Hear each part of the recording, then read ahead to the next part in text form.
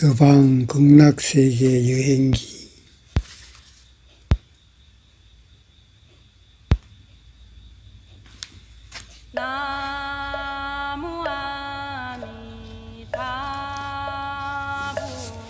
일하풍년꽃 옥을 가지고 나서 태어나는 곳 1967년 10월 25일에 일어난 일이다. 그날 나는 관징스님 마이세엔사 미륵동굴에서 자선을 하고 있었는데 갑자기 누군가 나를 부르는 듯한 소리가 들리더니 이어서 나를 떠밀어 앞으로 걸어가게 하였다. 이때 나는 좀 취한 사람처럼 얼떨떨해서 무슨 까닭인지 묻지도 않고 바로 절을 났었다. 다만 내 마음속에서는 내가 이즈음 푸젠성 더화연에 가서 떠들고 있다는 것을 알 수 있었다. 걷고 또 걸었지만 가는 동안 조금도 힘든지 몰랐고 배도 고프지 않았다. 다만 목이 마를 때는 두 손으로 샘물을 떠서 몇 모금 마셨을 뿐이고 맨날 몇 밤을 걸었는지 알 수도 없었다. 아무튼 길을 가는 동안 쉬거나 잠을 잘 필요가 없었으며 한 가지 기억나는 것은 그때는 모두 밝은 대낮이고 맑게 갠 날이었다. 더화현을 지나 상룡에 있는 지센산이 멀지 않은 곳에 다다랐을 때 갑자기 의식이 깨어나와 있다는 것을 느꼈다. 그때 나는 길 가던 사람이 오늘은 10월 25일이라 하는 것을 들었다. 다음날 새벽 3시로 기어간다. 길을 가다가 우연히 노스님 한 분을 만났는데 나중에 관세음보살의 하신이란 걸 알았다.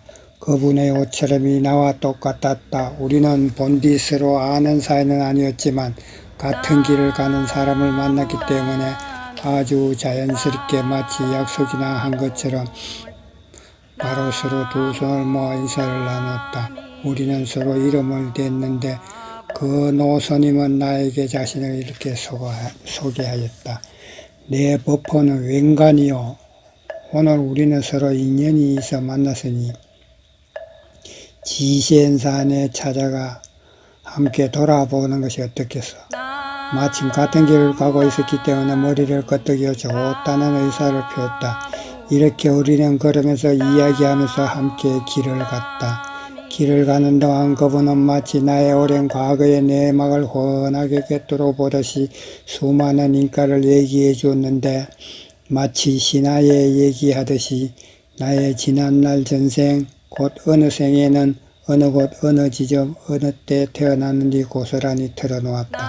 아주 신기하게도 그분이 말해주는 한마디 한마디를 뚜렷이 기억할 수 있었다. 7년 뒤 여러 곳을 찾아보니 실제 그런 인물이 있었고 시간과 지점이 모두 맞았으며 모두 스님이었는데 다만 한 생만 제가 생활을 했다.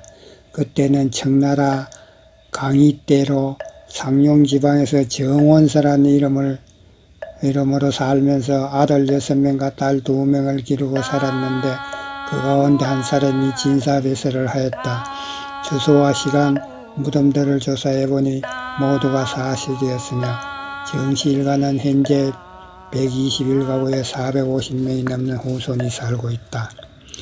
이야기를 하며 걷다 보니 나도 모르는 사이에 이미 지센산 푸지엔성에서 가장 높은 산에 이르렀다. 이 산 위에는 미륵동굴이라는 큰 동굴이 하나 있는데 이것이 본디 가려고 하는 목적지다. 동굴 안은 방 한 칸 크기밖에 되지 않지만 미륵불상이 모셔져 있기 때문에 미륵동굴이라고 부른다. 그러다 우리가 지센산에 이르러 산을 반쯤 올라갔을 때 기이한 모습이 눈앞에 났다. 눈앞에 보이던 길이 갑자기 바뀌어 버렸는데 이미 바뀐 길은 이전에 지센산에 나 있던 길이 아니었다. 새로운 길을 돌을 다듬어서 만들었는데 어슴푸레한 빛을 띤 것이 아주 특이했다. 산끝에 이르러 바라보니 원래 그 산에 있던 미륵동굴이 아니고 완전히 딴 세상에 와버린 것이다. 눈앞에 펼쳐진 것은 이제껏 본 적이 없는 큰 절인데 대단히 장엄하고 화려했으며 큰 절의 양쪽에는 2개의 보탑이 돼 있었다. 얼마 걷지 않아 우리는 바로 산문에 이르렀다. 문득 보니 흰돌로 쌓은 산문은 구조가 매우 웅장하고 아름다웠으며 그 문 위에는 금으로 새긴 커다란 햄판이 걸려 있는데 겉면에 쓰인 커다란 금빛 글씨는 무슨 뜻인지 전혀 알 수가 없었다. 산문 앞에는 스님 4명이 있었는데 몸에는 붉은 장삼을 걸치고 허리에는 금띠를 둘렀으며 모습이 점잖고 엄숙했다. 우리 2사람이 온 것을 보자 모두 몸을 굽혀 절하며 맞이했고 우리도 얼른 답례를 하였다. 이때 내 마음속에 이곳 스님들의 옷차림이나 칠했거리는 본 적이 없는 것인데 라마성 같지 않았는가 라는 생각이 들었다. 그들은 모두 웃음을 머금고 어서 오십시오 환영합니다 라고 말하며 우리들을 안으로 안내했다. 산문 안으로 들어가 몇 개의 정각을 지나는데 참 신기하게도 이곳 건물들은 모두 빛을 내고 있었고 모든 건물들이 장엄하고 화려해 볼만하였다. 안쪽으로 들어가자 아주 긴 복도만 보이는데 복도 양쪽에는 이름을 알 수 없고 빛깔도 다른 갖가지 신기한 꽃과 나무들이 심어져 있었고 창문을 통해 밖을 내다보니 보탑이나 크고 화려한 집들은 어떤 건물들을 볼 수 있었다. 얼마 뒤 우리 일행은 첫 대전에 이르렀다. 대전 위에는 금으로 쓴 4글자가 번쩍이고 있었는데 중국어도 아니고 영어도 아니라 알아볼 수가 없어 웬간 노스님에게 이 4글자가 무슨 뜻인지 여쭤보았더니 노스님은 중천나한이라 라고 대답해 줬다. 나한이란 이름을 부른 것을 나는 바로 이것이 틀림없이 아라한들이 수행하여 얻은 경기라는 생각이 들었다. 여기까지 오니 나는 어선뿌리게 하나만 이것은 이미 우리들 인간의 세계가 아니고 하는 것을 느낄 수 있다. 그 글자 가운데 현재 내가 기억에 낼 수 있는 글자는 나머지 3글자는 기억이 나지 않는다.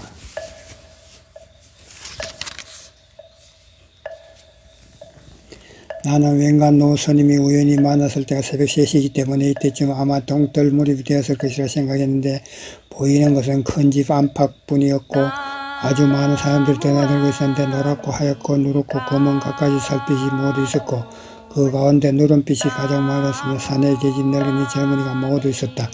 그들의 옷차림은 멋있고 특별했으며 모두 빛을 내고 있었다. 서너 사람이나 대여섯 사람이 때를 지어 무술을 닦는 사람들도 있고 즐겁게 노래하고 춤추는 사람들도 있고 바둑 두는데 골몰하는 사람들도 있고 조용히 앉아 호흡을 조절하고 정신을 통일하고 있는 사람도 있었는데 모두 기쁨과 즐거움으로 가득 찬 모습이었다. 우리가 온 것을 보자 모두 상냥하게 머리를 끄덕이고 웃으며 기꺼이 맞이하는 뜻을 드러냈지만 우리들과 이야기는 나누지 않았다. 큰 건물 안으로 들어갈 때 4자의 큰 글씨가 보였는데 웬간 스님이 저것은 대웅보전이라 4글자라고 알려줬다. 2분의 노화상이 와서 우리를 맞이하는데 그 모습을 살펴보니 한 노화상은 수염이 하얗고 아주 길었으며 다른 한 노화상은 수염이 없었다. 그들은 웬간 노스님이 온 것을 보자마자 바로 몸을 굽혀 오체투지로 큰 절을 올렸다. 중천나한에서 웬간 노스님에게 이처럼 큰 절로 예를 갖추는 걸 보아 웬간 노스님이 결코 예사롭지 않은 분이구나라고 생각이 들었다. 그들이 우리를 손님방으로 맞이할 때 대웅보전한 곳곳을 둘러보니 문득 향연기가 피어오르는데 그 맑은 향기가 코에 스쳤으며 땅바닥은 모두 은은한 빛이 나는 흰돌로 깔려 있었다. 그런데 이상하게 법당 안에 불상은 한 번도 모시지 않았는데 공양물은 아주 많았다. 그 가운데 산 꽃은 마치 고무공만큼 컸고 모두 둥근 북처럼 생겼는데 구매놓은 온갖 등은 빛깔이 가지가지로 맑고 찬란하게 빛났다. 손님 방으로 들어가자 노화상은 아이가 가지고 온 물 2잔을 받아주었다. 그 아이를 살펴보니 머리꼭지에 2가닥 쪽을 짚고 몸에는 초록색 옷을 입고 허리에는 금띠를 둘렀는데 아이의 차림새가 아주 보기 좋았다. 잔에 담긴 물은 흰빛이고 맑고 시원하고 달았다. 내가 반잔쯤 마셨을 때 웬간 노스님도 함께 마셨는데 마시고 나니 정신이 훨씬 맑고 시원하게 느껴지고 온몸이 산뜻하여 피곤한 느낌이 조금도 들지 않았다. 도솔촌에서 시윈 노하상을 만나다. 도솔촌으로 가면서 굉장히 크고 거룩하여 볼만한 금빛 법당과 보탑 같은 것이 눈에 많이 띄었는데 모두가 빛을 내고 있어 눈을 뗄 수가 없었다. 그러나 웬간 노스님은 자주 나를 재촉하며 시간이 많지 않으니 빨리 가자고 했다. 나중에 비로소 알았지만 하늘나라 시간과 우리 인간의 시간은 달라 너무 오래 머물러서는 안 되는 것이었는데 잘못하면 인간 세상으로 다시 돌아올 때 이미 몇 백년이나 몇천 년이 지나버릴 수도 있기 때문이다. 우리가 가고 있는 길은 모두 흰돌을 다듬어 만드는데 돌에서 은은한 빛이 나고 산 위에 기이한 꽃과 풀에서 나는 맑은 향기가 바람 따라 코에 스쳐 마음을 시원하게 하고 기분을 산뜻하게 했다. 몇 구비를 돌고 맨 밑쯤 갔을 때 눈앞에 큰 다리가 하나 나타났다. 그런데 이상하게 이 다리는 커다란 중간 부분만 하늘에 떠 있고 다리 끝부분이 없어 도무지 발을 딛고 올라갈 수가 없었다. 게다가 밑을 내려다보니 아래는 하늘이 깊은 못이었다. 이 다리를 어떻게 건너가지라고 혼자말로 중얼거렸다. 내가 이렇게 생각하며 머뭇거리고 있을 때 웬간 노스님이 이렇게 물었다. 그대가 평소에 어떤 경을 읽고 어떤 다란이를 외우는가? 나는 평소 묘법연화경을 읽고 능엄주를 외웁니다라고 대답했다. 그러자 웬간 노스님께서 좋소 그럼 그 다란이를 외워보시오 라고 하여 나는 곧 입속에서 중얼중얼 능엄주를 외우기 시작했다. 능엄주는 모두 삼천자 남짓대인데 내가 24지 서른자만 외자 눈아빠의 모습이 갑자기 확 바뀌었다. 문득 보니 큰 다리의 앞뒤끝이 갑자기 육시 두 편짝으로 이어졌는데 황금빛을 띠고 있어 금빛이 번쩍이고 7가지 보석으로 짜여 있어 마치 7색깔 찬란한 무지개 한 줄기가 하늘에 걸려있는 것처럼 장엄하고 화려하기 그지없었다. 다리 양쪽 난간에는 모두 반짝이는 구슬등이 걸려서 각가지 색깔의 빛을 내고 있었다. 다리 여기에는 5개의 큰 글자가 걸려 있었는데 대전 위에 있던 글자와 같았기 때문에 나는 바로 이 글자는 틀림없이 중천나한교일 것이라고 짐작했다. 다리를 지나며 우리는 다리 위에 있는 정자에서 한 번 쉬었는데 그때 웬간 노스님에게 물었다. 왜 바로 전에 보이지 않던 다리 어기와 다리 양쪽 끝이 다란이를 외자 비로소 볼 수 있게 되었습니까? 노스님께서 이렇게 대답했다. 다란이를 외기 전엔 그대의 본성이 스스로 업장을 겹쳐 에워싸여 눈길을 가로막기 때문에 거룩한 경계를 볼 수 없었으나 다란이를 웬 뒤에는 업장이 다란이의 힘을 받아 연기가 사라지고 구름이 흩어지듯 한꺼번에 없어졌기 때문이요. 그렇게 되면 장애가 사라지고 자성이 맑고 깨끗해져 본 듯한 모든 경계가 드러나고 미혹에서 깨어나 모든 것을 볼 수 있게 되니 이른바 만리에 구름 없으면 만리가 그대로 하늘이다 하는 바로 이런 도리를 말하는 것이요. 쉬고 나서 우리는 다시 길을 떠났다. 나는 다란이를 외면서 걷는데 갑자기 발 아래 연꽃이 나타났다. 꽃잎 하나하나가 푸른빛을 내는 수정 같았고 이파리 도 갖가지 빛을 띠고 있었다.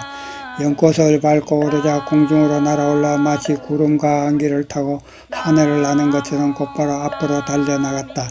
귓가에 스치는 바람 소리만 쌩쌩 날 뿐 몸은 오히려 큰 바람이란 느낌이 없었고 속도는 비행기 타는 것처럼 더 빨랐다. 주위에 온갖 것들이 끊임없이 뒤쪽으로 물러나며 우리 몸 곁을 스쳐 나갔다. 얼마 뒤 내 몸에서 조금씩 열이 나는 것을 느낄 수 있었다. 이때 눈앞에 크고 훌륭하고 장엄하고 화려한 대문이 나타났다. 대문 돌기둥에 새겨진 용과 봉황은 번쩍번쩍 빛을 내고 있었고 지붕은 고공양식이지만 모두 은처럼 흰 빛깔이라 마치 커다란 백은성처럼 아주 웅장하고 위엄이 있었다. 이 백은성에 이르러 문득 성문위를 보니 5가지 글자로 쓰인 현판이 걸려 있었는데 맨 처음은 남천문 4대 천왕이 있는 곳이란 한자 석자가 씌어 있었다. 남천문 안에는 수많은 하늘 사람들이 서 있었는데 무늬 옷을 입은 사람은 청나라 때 간복과 좀 비슷하고 옷과 몸차림의 군미세는 대단히 아름다웠으며 옷은 모두 빛을 내고 있었다. 무인 옷을 입은 사람 마치 연극무대에서 옛날 사극을 연기하는 장수처럼 갑옷을 입었는데 번쩍번쩍 빛이 나 아주 위엄 있고 당당했다. 그들은 모두 성문어기 양편짝에 나란히 줄지어서서 두 손을 합장하고 우리에게 눈인사를 보내며 성에 들어오는 것을 기꺼이 맞이하였지만 우리에게 말을 걸어오는 사람은 없었다. 성 앞으로 10발자국쯤 들어가니 큰 거울이 하나 보였다. 이 거울은 스스로의 본바탕 엿을 비춰보고 옳고 그름을 가려내는 것이다. 성 안으로 들어가는 도중 무지개 같고 고운 같고 꽃 같고 번갯불 같은 가지가지 신기한 것들이 수없이 나타나는 듯이 우리 곁을 스쳐 지나갔다. 구름과 안개청 속에 어렴풋이 수없이 많은 정자 다락지 뾰족탑들이 보이는데 멀고 가까운 한결 같지 않았다. 왠간 노스름이 이렇게 소개했다. 이곳은 사왕천보다 한층 더 위인 도리천, 욕계 하늘 가운데 두 번째라고 부르는데 바로 옥황상제가 머물며 사방 32개 하늘나라를 다스린다. 우리는 볼 시간이 없어 곧바로 하늘을 몇 층인가 솟구쳐 올라갔는데 왠간 노선께서 이젠 벌써 도솔천에 다다랐다고 하셨다. 눈 깜짝할 사이에 바로 정각이 한 채가 있는 사문 앞에 이르는데 20명쯤 되는 사람들 앞으로 나와 우리를 맞이했다. 그 가운데 한 사람은 다른 사람이 아니라 바로 나를 이끌어주신 스승 시원노하상이었다. 그 가운데 내가 아는 분이 두 분 있었는데 한 분은 묘련하상이고 또 한 분은 복용대사였다. 그들은 모두 붉은 비단으로 지은 가사를 입고 있었는데 빛나고 아름답게 그지었었다. 스승이신 시원노하상을 뵙자마자 나는 무릎을 꿇고 엎드려 절을 했다. 그때 너무 감격한 나머지 하마터면 울음을 터뜨릴 뻔했다. 스승께서 나에게 물었다. 괜찮으냐? 기뻐하고 슬퍼할 것이 뭐가 있느냐? 오늘 너를 데리고 오신 저분이 누구인지 알고 있느냐? 내가 대답했다. 왠간노 스님이란 분입니다. 이때 스승께서 나에게 깜짝 놀랄 만한 일을 밝히셨다. 이분이 바로 너희들이 날마다 염불하던 중생들을 가엾이 사랑하고 불쌍히 여겨 괴로움과 어려움에서 건네주시는 관세음보살이시다. 나는 그 말을 듣고 깜짝 놀라 관세음보살이신 왠간 노스님을 하여 무릎을 꿇고 머리를 숙여 절을 올렸다. 참으로 눈이 있어도 태산을 알아보지 못한 것이 아닌가. 관세음보살 앞에서 잠깐 동안 무슨 말을 해야 할지 몰랐다. 도솔천에 사는 하늘나라 사람들은 우리 4세계 사람들의 키가 5-6자밖에 안 되는 것과 달리 세길 약 9m쯤 된다. 그런데 왠간노 스님 관세음보살 하신께서 나를 데리고 이곳에 오면서 나의 몸도 저절로 바뀌어 그들과 엇비슷하게 세길 남짓 크기로 바뀌었다. 그때 또 스승께서 거듭거듭 당부하시길 업장이란 시련을 거쳐야지만 비로소 없어지시는 것이니 사하세계에서 부지런히 닦아야 한다고 하셨으며 아울러 절을 짓거나 고치는 것 같은 일을 해야 한다고 당부하였다. 여기서 나는 많은 사람들을 보았는데 사내 계집 늙은이 젊은이가 모두 있었으며 그들의 옷차림은 명나라 때 옷과 비슷했다.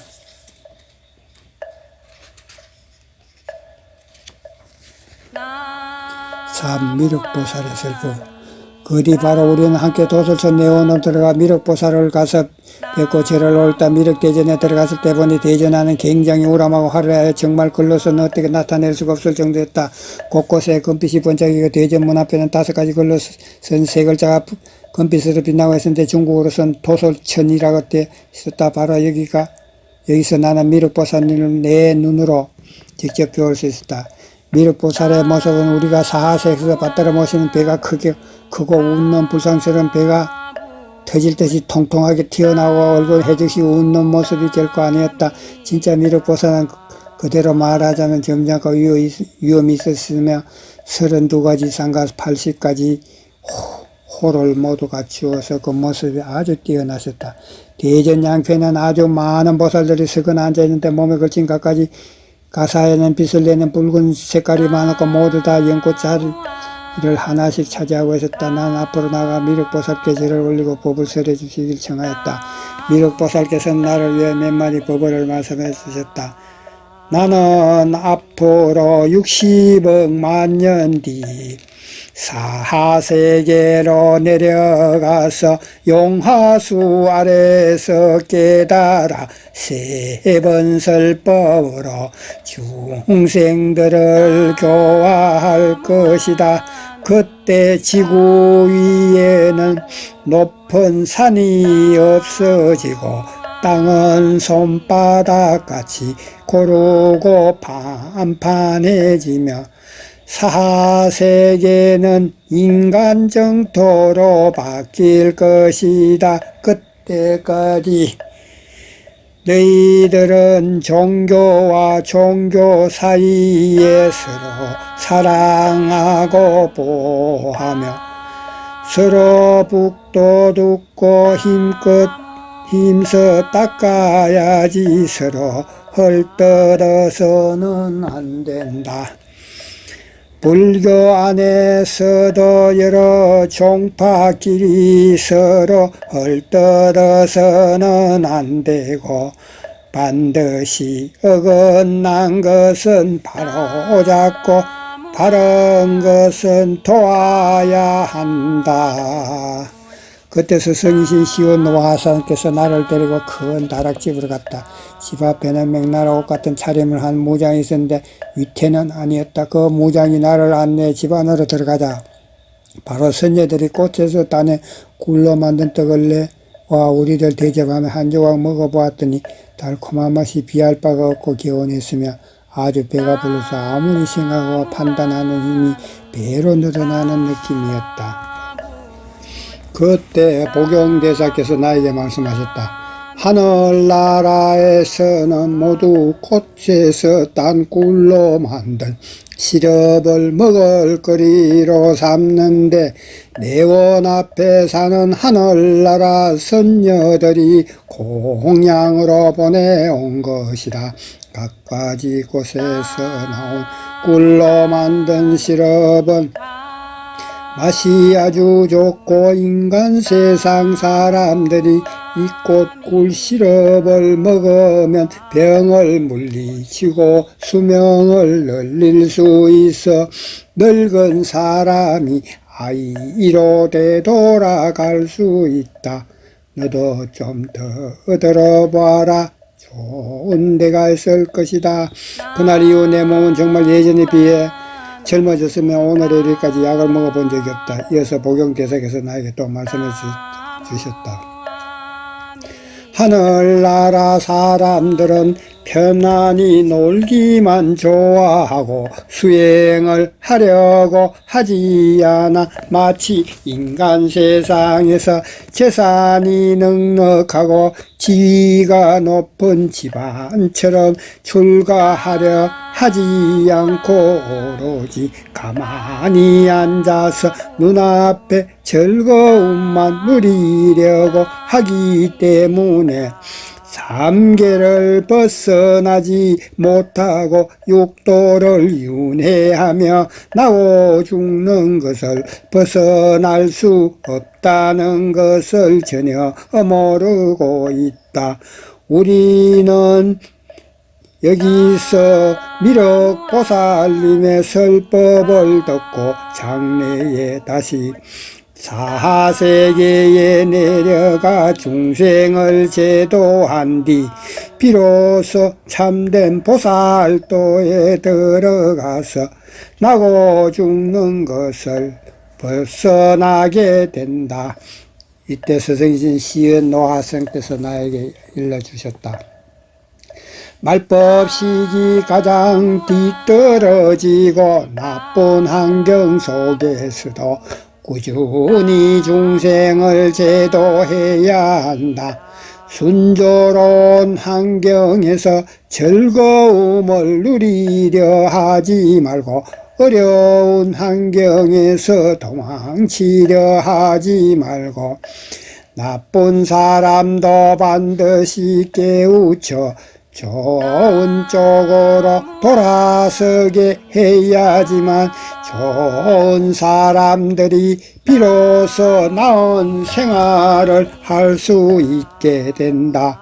맑고 깨끗한 수행을 해야지만 뒤떨어지고 나쁜 환경 속에서도 붓다의 불법을 이어가는 정법을 굳게 지닐 수 있으며 비로소 참된 보살도를 행하는 것이다.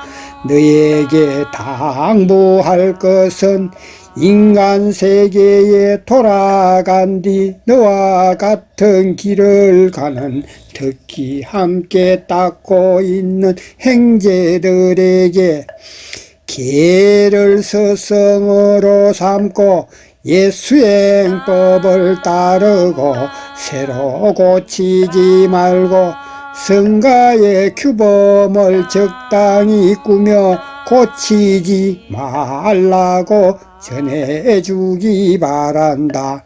오늘날 능엄주를 가짜라는 사람이 있고 성복을 죄다 고치자는 사람이 있고 인가를 믿지 않고 달걀을 야채 요리라고 하는 사람이 있다. 힘들게 닦아 중생들을 감동시키려 하지 않고 오히려 삿된 법으로 중생을 깨어 속이며 붓다의 가르침을 그릇되게 설명하면서 허풍을 떨고 속여서 공양이나 뺏고 있다.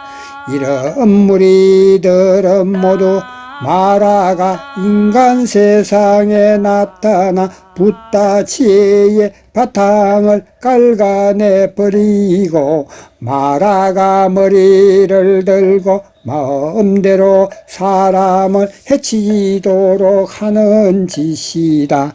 그렇기 때문에 너는 반드시 나의 뜻을 힘껏 받들어야만 비로소 나의 제자라 할 수 있다. 너는 앞으로 세계 여러 나라에서 법을 설하고 중생들을 교화하게 될 것이다.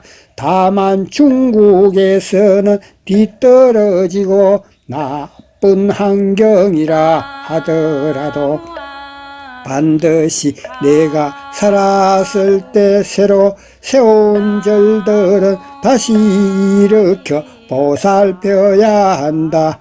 그래서 처음 너에게 법을 전수할 때 부흥이란 이름을 붙인 것이다.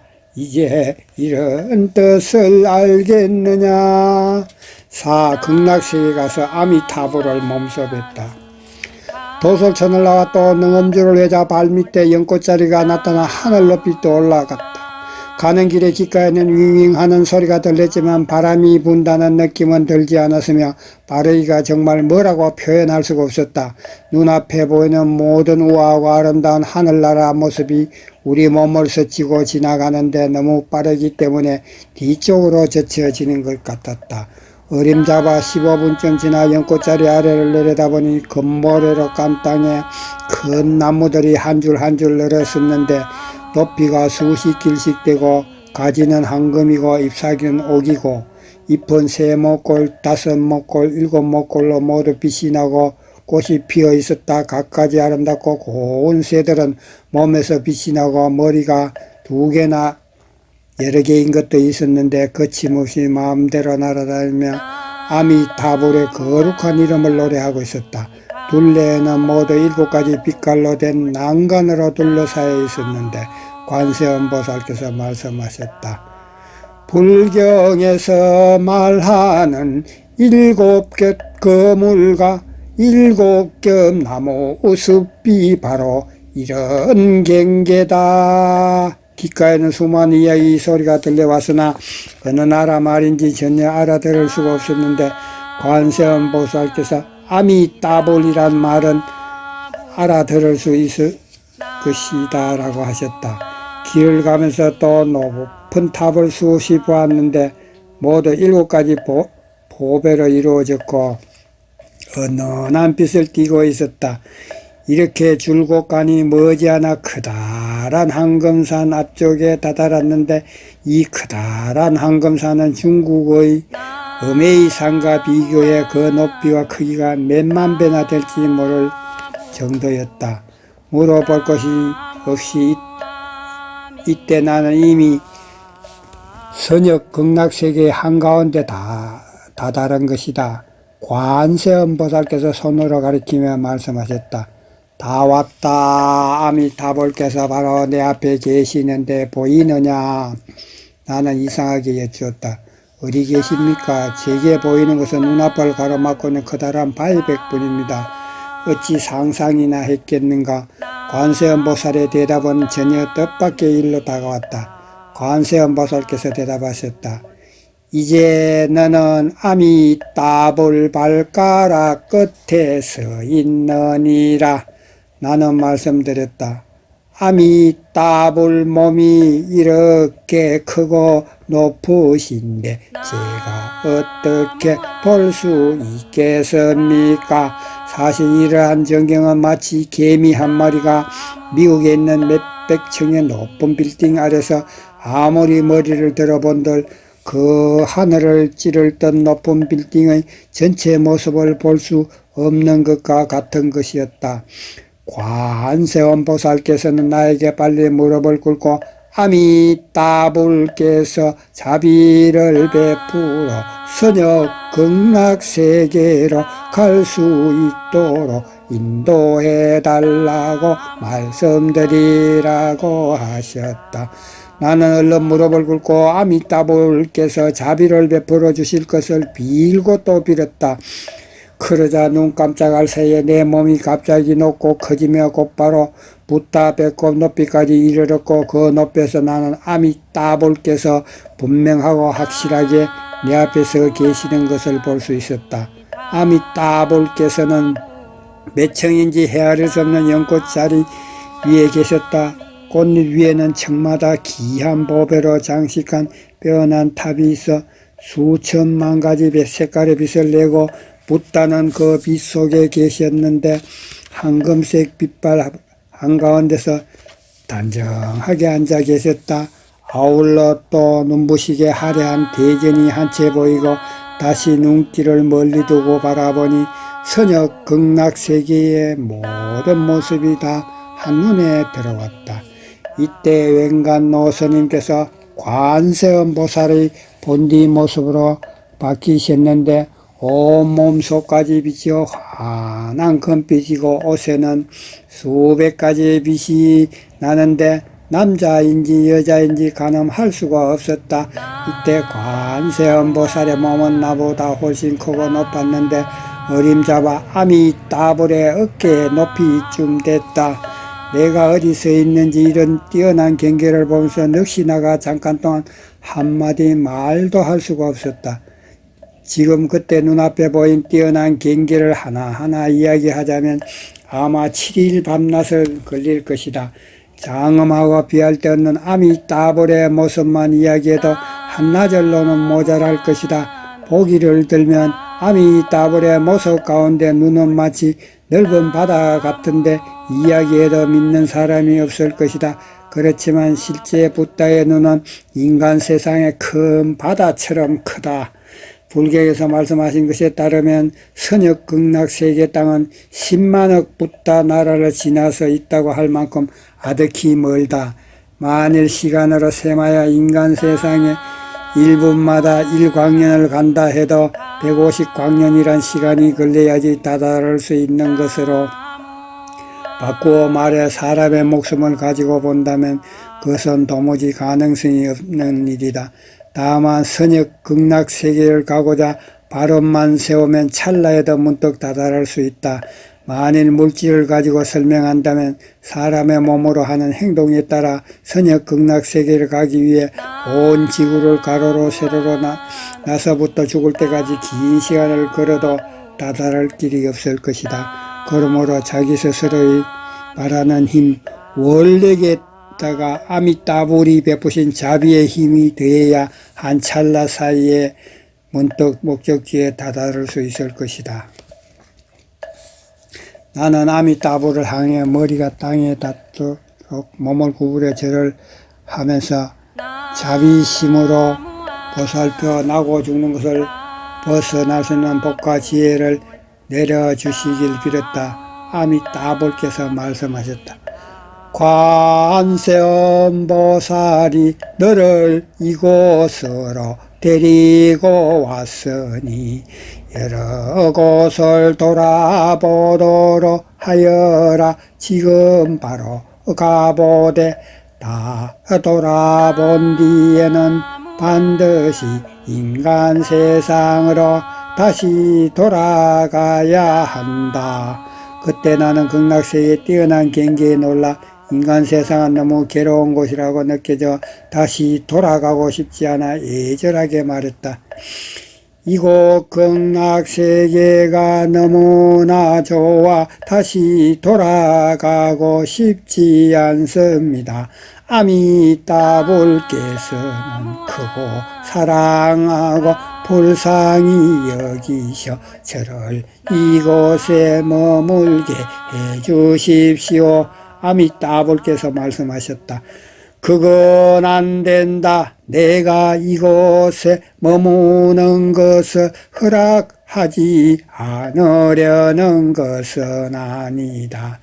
내가 이곳에 머무르면 안 되는 것은 내가 2급 전에 이미 극락세계에 와서 태어났는데 스스로 다시 인간세계로 돌아가 세상을 구하고 사람들을 제도하겠다고 발언했기 때문이다. 그렇기 때문에 너는 이제 다시 돌아가서 너의 마음속 바람을 다 이루면서 극락세계의 사정과 형편을 사람들이 알 수 있도록 전달해주고 책을 펴내 세상 사람들을 가르쳐 일깨워야 한다. 부탁께서 이 시구를 다 읊으시자 나는 바로 온몸이 흔들려 움직이면서 2급 전 이곳에 태어났던 모습이 떠오르고 모든 것을 환히 알 수 있도록 눈앞에 똑똑하게 나타나서 뚜렷하게 볼 수 있었다. 아미따불께서 관세음보살에게 말씀하셨다. 아미따불께서 관세음보살에게 말씀하셨다. 너는 저 사람을 데리고 여러 곳을 가서 보여주도록 하여라. 나는 부탁께 3번 절을 올리고 관세음보살과 함께 설법대의 큰 문을 나섰다. 이때 내가 본 큰 문, 해랑, 연못과 난간, 산, 땅들이 모두 7가지 보배로 되어 있고 다 빛을 내고 있어 마치 전기로 불을 켜는 전기기구 같았다. 가장 신기한 것은 보기에는 유행가 같은데 모두 속까지 훤히 비치어 걸림없이 지나다닐 수 있다는 것이었다. 큰 문에는 금으로 쓴 4개의 큰 글자가 있었고 옆쪽에도 기둥에서 붙인 글귀가 있었지만 알아볼 수가 없고 지금 생각나는 건 한 글자뿐이고 나머지 3글자는 뚜렷하게 기억나지 않는다. 관세음보살께서 풀이해 주셨다. 중국말로 읽는다면 대웅보전이란 뜻인데 무량수불이라는 풀이할 수도 있다. 금빛과 푸른빛으로 눈부시게 번쩍이는 그 대전은 크고 거룩함이 견줄 바가 없고 그 안에 수만 명의 사람이 있었다. 아울러 아주 많은 보살들이 대전 안팎에 서거나 앉아있는데 몸이 모두 금빛으로 안이 훤히 비쳤으며 보살들의 키는 붓다보다 좀 작았다. 보살들 가운데는 대세지 보살과 상정진 보살 같은 큰 보살님들도 볼 수 있었다. 관세음보살께서 말씀하셨다. 자, 이제는 너를 데리고 가서 하품 하생부터 중품 중생에 이른 뒤 계속해서 상품 상생까지 보도록 하겠다. 함께 가는 동안 우리 몸집이 천천히 점점 작아지기 시작했다. 이런 신기한 현상을 느끼자마자 바로 관세음 보살께서 여쭈어보았다. 왜 이러한 일이 일어나며 사람이 왜 점점 작아집니까? 관세음 보살께서 대답하셨다. 극락세계의 각 품 중생들은 경계가 다르기 때문에 몸집 크기도 크고 작은 차이가 있다. 우리는 지금 상품 아미타불이 계신 곳에서 하품으로 가고 있다. 구품으로 나뉜 영꽃 세계는 상품에 있는 이는 중품에 있는 이들보다 크고 중품에 있는 이들은 하품에 있는 이들보다 더 크다. 현재 우리는 하품으로 가기 때문에 몸집이나 키가 조금씩 작아져 하품 중생들과 같은 크기의 비례에 이르게 된다. 또 인간 세상에서는 사람의 몸이 아무리 커도 8자 2m 40cm를 넘지 못하고 하늘나라 천신들의 키는 약 10m 남짓되는 것도 경계에 따라 몸집이 그 경계에 들어맞게 되는 것이라고 하는 것이다. 하품 연꽃 업을 가지고 태어난 것. 이야기하고 또 이야기하는 동안 우리는 하품 연꽃 못에 이르렀다. 눈길을 멀리 두고 바라보니 그곳 땅은 손바닥처럼 팽팽하고 모두 황금이 깔려있으며 은은한 빛을 내고 속같이 훤히 비추었다. 얼마 지내지 않아 눈앞에 아주 널찍한 마당이 하나 나타났는데 너른 마당에는 아주 많은 여자아이들이 있었다. 나이가 13 내지 14세쯤 되어 보이는 여자아이들은 머리 꼭대기에 두 갈래 쪽을 쥐고 자줏빛 꽃을 꽂은 것이 아주 아름다웠다. 그들은 똑같이 몸에 연한 초록빛 옷을 입고 연분홍빛 앞치마에 허리에는 금띠를 두른 옷 차림을 하고 있어 그 차림은 하나로 통일되어 있었다. 선역 극락세계에 어떻게 여자들이 있을까? 의아하게 생각한 나는 관세음보살께 여쭈었다. 불경에 말씀하신 것을 보면 극락세계에는 남녀가 따로 없다고 했는데 왜 이곳에 여자아이들이 있을 수 있습니까? 관세음보살께서 대답하셨다. 그렇지, 이곳에는 남녀라는 모습이 따로 없다. 이제 내 스스로는 어떤지 한번 보아라. 나는 그 말씀을 듣고서 비로소 나도 이미 10서너 된 여자아이로 바뀌어 있고 옷차림도 그 아이들과 똑같다는 것을 새삼스럽게 알아차릴 수 있었다. 나는 놀라서 관세음보살께 여쭈었다. 왜 이렇게 되었습니까? 관세음보살께서 말씀하셨다. 이곳은 한 보살이 맡고 있는데 그 보살이 남자로 바뀌면 모두 남자로 바뀌고 여자로 바뀌면 모두 여자로 바뀐다. 실제는 남자로 바뀌든 여자로 바뀌든 연꽃에 화생하면 피와 살로 된 몸은 없고 몸은 모두 하얀 수정같이 속같이 훤히 비쳐 파리처럼 된다. 그렇게 때문에 사람이란 모양새는 있지만 실제 남녀 구별은 전혀 없다. 내가 스스로 몸을 살펴보니 관세음보살께서 말씀하신 것과 같이 아주 똑같이 피부살 손톱에 피는 보이지 않고 오로지 하얗고 속이 훤히 비치는 수정 같은 몸뿐이었다. 하품 하생에 태어난 사람들은 모두 업을 가지고 가서 태어난다. 여기 오면 사내와 계집, 늙은이와 어린아이들 따지지 않고 연꽃에 바뀌어 태어난 뒤 모두 한결같이 13살의 아이 모습으로 바뀐다. 늙은이도 아이도 돌아가 모두 다정하고 사랑스럽고 아름다운 얼굴 모습이 보통과는 다르며 겉으로 보기는 남녀의 구분이 있는 것 같지만 실제로는 남녀가 따로 없다. 나는 관세음보살에게 여쭈어보았다. 왜 이런 곳에 와서 태어난 중생들은 모습이 한결같고 나이도 똑같이 바뀔 수 있습니까? 관세음보살께서 대답하셨다. 그것은 불성이 평등하기 때문이다.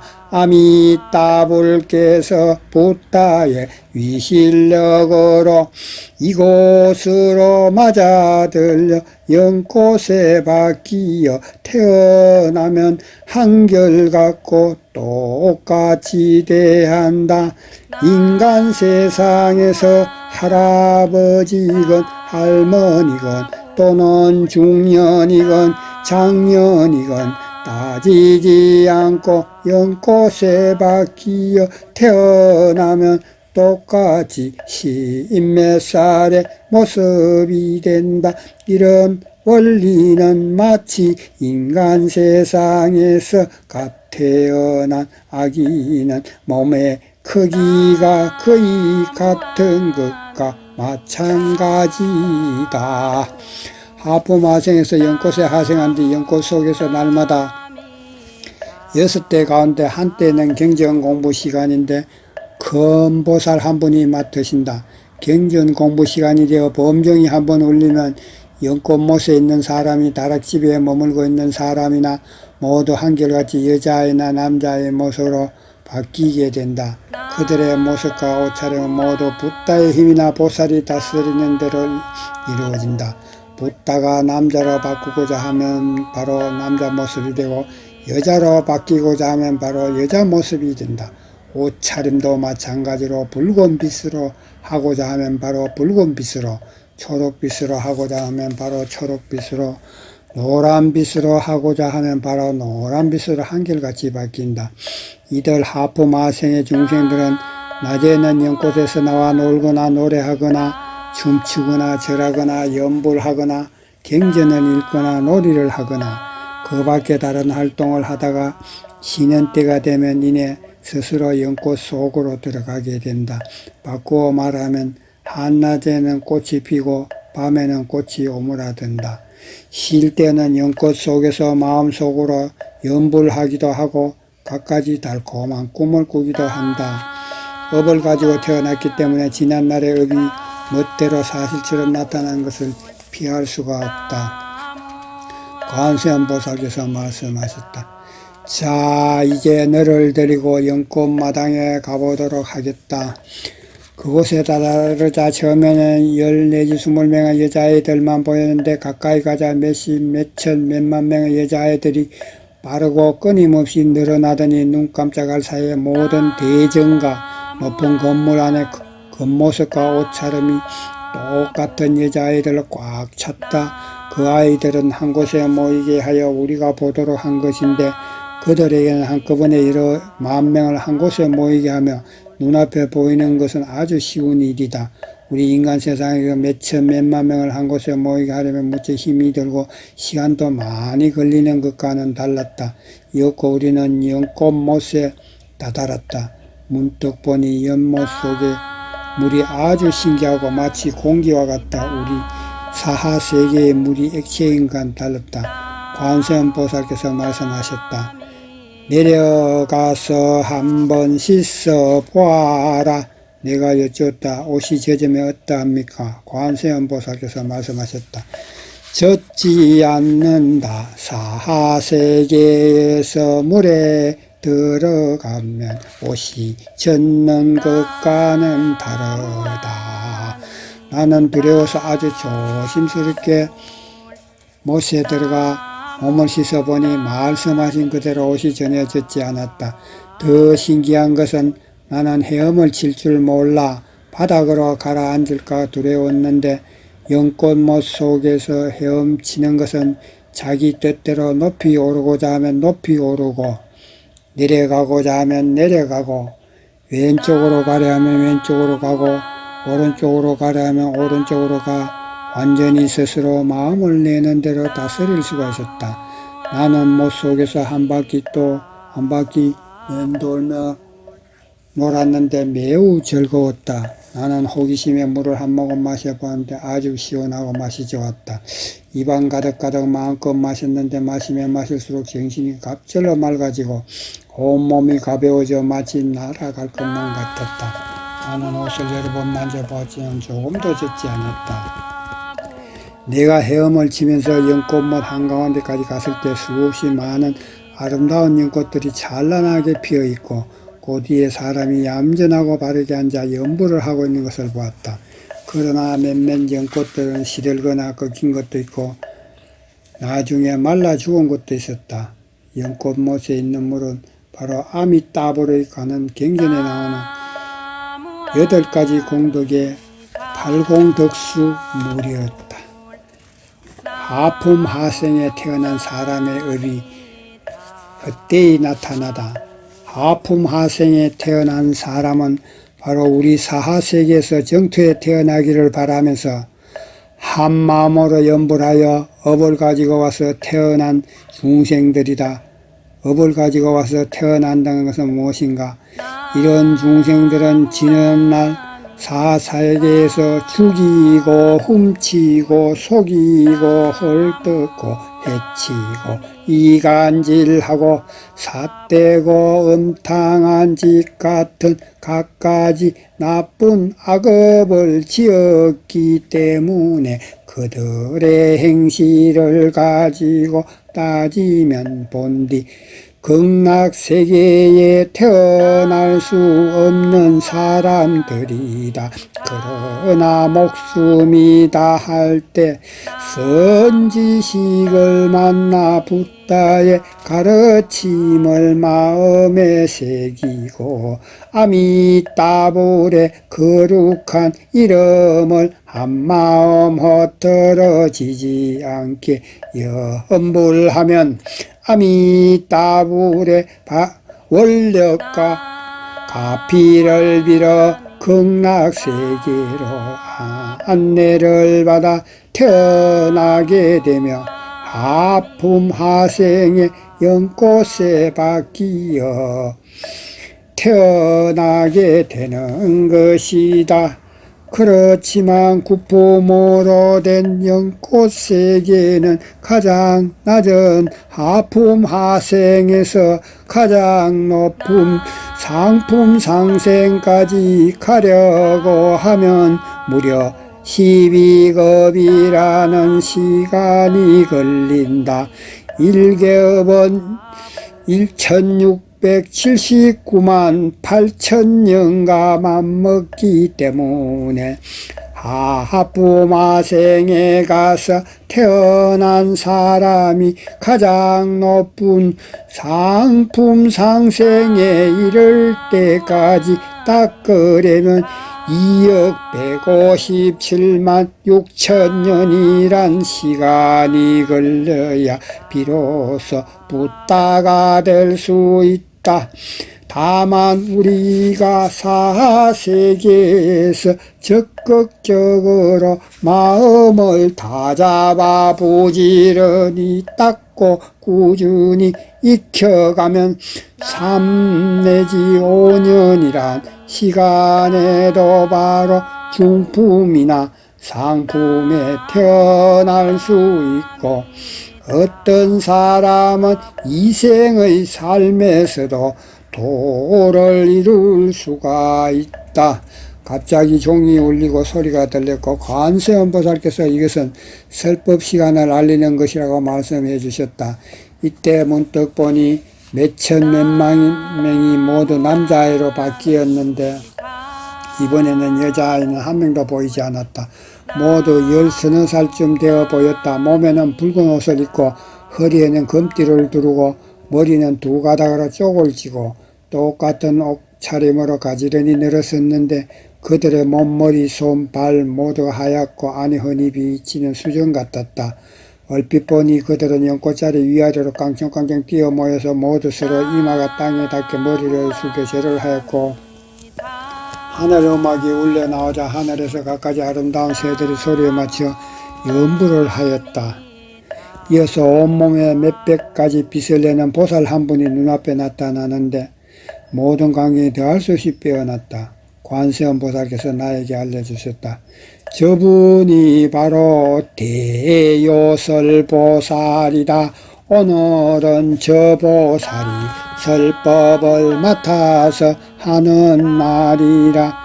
시방에 붙다들게 절을 올리려고 하는 것이다. 이때 하늘에서 비가 오듯 갖가지 아름다운 빛깔의 고성이와 여러가지 별난 물건들이 쏟아져 내리자 남자아이들은 옷자락에 받아서 담았다. 바로 이어서 하늘에서 번개불처럼 수만 가지 빛과 색깔이 번쩍거렸는데 잠깐이지만 아름다웠다. 하품하성에는 어느 다란이 집이라는 것이 있는데 어느 다란이란 보살이 한마디 법을 말하면 모든 중생이 다 알아들을 수 있는 것을 말한다.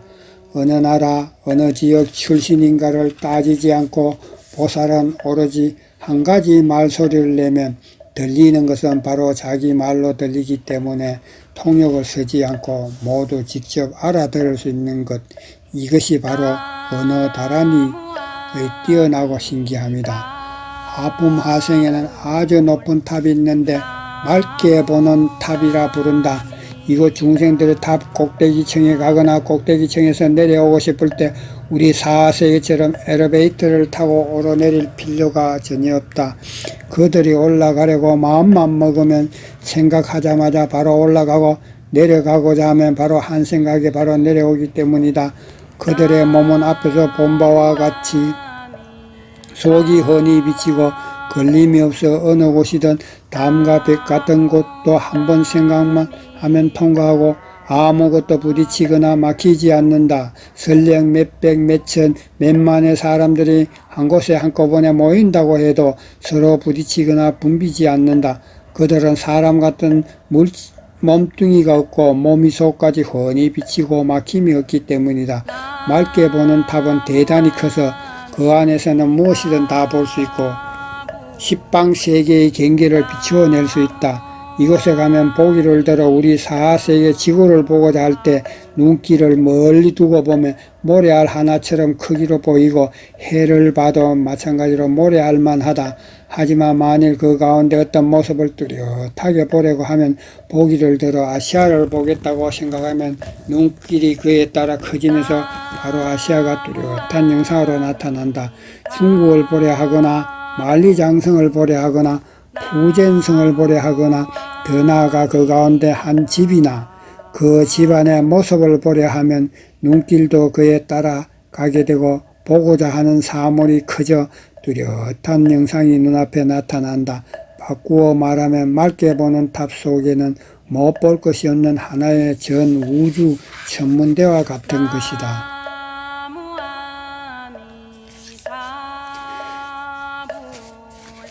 칠중품 연꽃, 평범한 사람과 성인이 함께 사는 곳. 우리들은 하품 연꽃 모슬라와 이전처럼 다란이를 외니 몸이 비행기를 탄 것처럼 하늘 높이 떠올랐고 얼핏 보니 눈부신 다락집과 뾰족탑들이 수없이 우리 눈앞을 스쳐 지나갔다.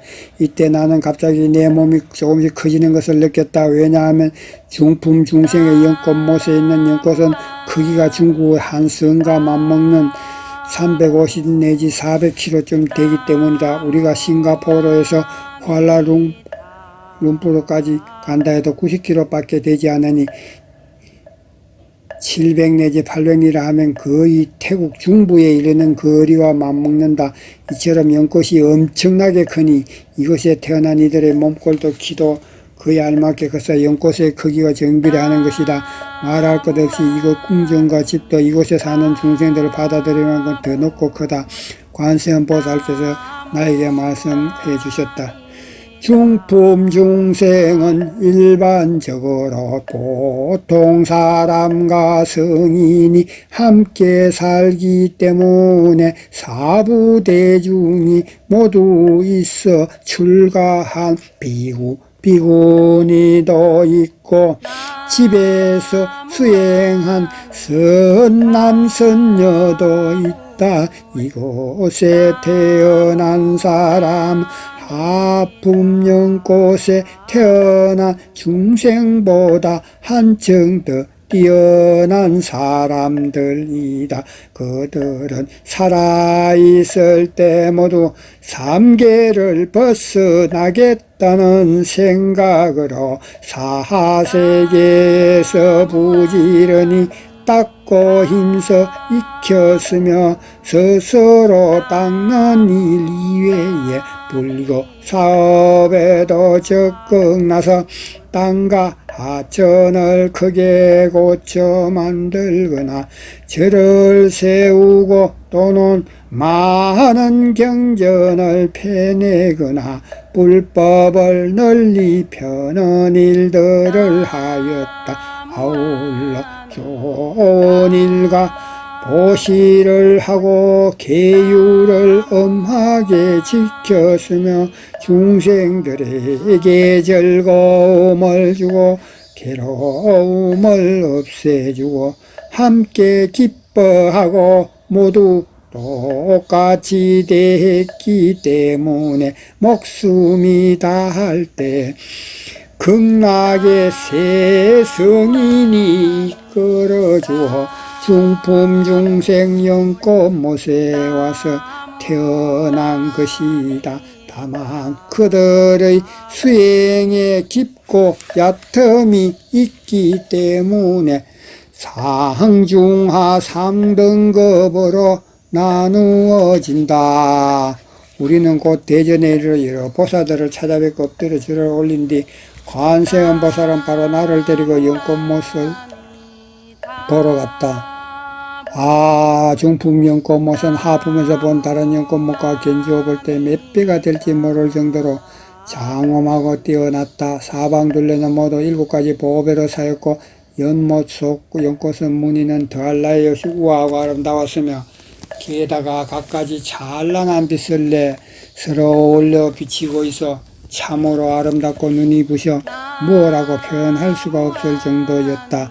더욱 신기한 것은 연못 안에 있는 연꽃의 꽃잎이 특이하게 아주 여러 층으로 나뉘어 있고 각 층에는 모두 정자, 다락지, 보탑 같은 것이 10몇 가지 색깔의 빛을 내고 있어 아름답기 그지없는 경치가 더할 나위 없는 감동을 주었다. 연꽃 위에 살고 있는 사람들의 몸은 붉은 빛을 띤 금빛으로 안이 훤히 들여다 보이고 빛을 내고 있었다. 그들의 옷은 모두 똑같은 차림으로 나이는 20살 안팎쯤 되어 보이고 단 한 명의 아이나 늙은이도 보이지 않았다. 이때 나 스스로 보니 뜻밖의 언제 바뀌었는지 모르지만 그들과 똑같은 모습이 되어 있었다. 그러나 관세음보살께서는 본디 모습을 그대로 지니고 있었다. 나는 관세음보살께 여쭈어봤다. 왜 이곳에 있는 물건들은 모두 빛을 내고 빛깔을 내려 하며 어떤 빛이든지 다 낼 수 있으며 내 몸도 그들과 같이 바뀌는 것입니까? 관세음보살께서 대답해 주셨다. 이 모든 것은 아미따불의 위실력 때문에 생긴 것으로 무엇이나 다 반사하여 비칠 수 있고 빛을 낼 수 있다. 아미따불은 거지없이 밝고 환한 빛을 내기 때문에 여기까지 미치어 마침내 이런 모습으로 바뀐 것이다. 내 몸이 바뀐 것도 마찬가지로 바로 아미따불의 위실력이 그렇게 만든 것이다. 연꽃못 안에서는 경계마다 각각 그 옷차림이 모두 같다. 스스로 가지고 있는 신통력으로 따로 갖가지 모습으로 바뀔 때를 빼놓고는 모두 하나로 통일되어 있다. 이어서 관세음보살께서 넌지시 말씀해 주셨다. 중품연꽃 모세는 빛깔이 어둡고 빛이 나지 않는 다락집이 있다. 그러나 이것은 결코 극락세계의 실제 모습이 아니고 이곳에 태어난 사람들의 헛된 생각에서 생긴 것으로 꿈과 꼭두 같은 덧없는 경계이다. 이런 이야기를 하고 있는데 눈앞에 바로 빛을 내지 않는 다락집이 한 채 나타났다. 주위 일대는 널찍한 꽃동산이 있어 갖가지 꽃이 활짝 피어 아름다움을 다투고 있고 새들은 나무 위를 나르며 지저귀는 이 한 폭의 그림 같은 전경은 인간 세상에서 재산이 넉넉하고 지위가 높은 사람 의리의리한 집과 조금도 다름이 없었다. 이 집에는 큰 마루 위에 세 가지 보배를 모시고 어버이, 형제, 누이, 친족들이 모두 한 집에 모여 연부를 닦고 있는데 20명 남짓한 남자와 여자, 늙은이와 어린이 모두 아주 경건하고 성실한 불교 신도들이었다. 이때 관세음 보살께서 나에게 알려주셨다. 이 집 사람들은 베풀기를 좋아해 남에게 즐거움을 주고 괴로움을 없애주고 함께 기뻐하고 모두 똑같이 대하였기 때문에 이미 중품 중생에 와서 태어났는데 아직 옛날에 은혜와 사랑을 끊어버리지 못하고 늘 인간 세상의 일을 생각하고 있기 때문에 한 집안 사람들의 살아가는 모습이 모두 여기서 대비쳐 살아나는 것이다. 관세음보살께서 또 말씀하셨다. 구품연꽃은 아래에서 위로 한 품 한 품씩 올라가는데 하품 수행을 잘하면 연꽃이 중품 연꽃못으로 옮겨 심어진다.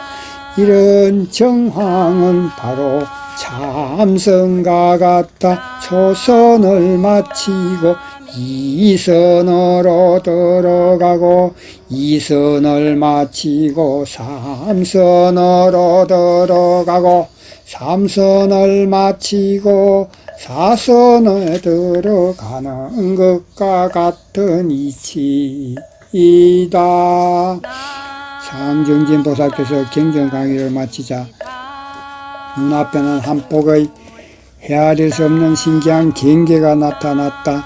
문득 보니 하늘에서 수많은 하늘꽃과 보물이 흩날리며 내려오는데 둥근 꼴, 세모꼴처럼 모두 달라 하나도 같은 것이 없었다. 금빛 찬란한 길처럼 뿌려지자 강단 아래 있던 청중들은 실사 없이 손을 내밀어 받거나 옷에다 담기도 했다. 이때 하늘 음악이 일제히 울려 퍼지며 선인의 가락이 아름답게 들려오는데 그 소리가 어디서 흘러나온지는 알 수 없지만 매우 장엄하였다. 갑자기 강단 아래 있던 몇천 몇만의 붉은 옷을 입은 청년들이 몸을 한번 흔들자 모두 초록빛 옷을 입은 아가씨의 모습으로 바뀌어 연분홍빛 치마 위에 금빛 허리띠를 차고 훌훌 나는 듯 춤을 추는데 기쁨과 즐거움이 견줄 바가 없었다. 조금 뒤 그들은 다시 고홍처럼 둥근 연꽃으로 바뀌고 저마다 각기 다른 아름다운 빛깔을 드러내며 갖가지 빛들은 사방으로 환하게 비치자 한 사람의 그림자도 볼 수 없게 되었다. 갑자기 연꽃 위에 단정하게 앉은 보살의 모습이 나타나고 이어서 수많은 금탑은 은탑으로 바뀌어 환한 빛이 사방으로 비치니 사방둘레가 말로 나타내기 어려울 만큼 아름답고 장엄하게 바뀌었다. 정신없이 바라보고 있는 사이에 갑자기 텅 빈 공중에서 초록빛 옷을 입은 몇백 명의 아가씨들이 한꺼번에 매우 빠르게 내려와 대전에 부딪히더니 담과 벽을 꿰뚫어 지나가는데 마치 공기속을 지나가는 것처럼 아무런 걸림이 없었다. 나는 깜짝 놀라 관세음 보살님께 이것이 무슨 현상이고 여쭈었더니 관세음 보살께서 말씀하셨다.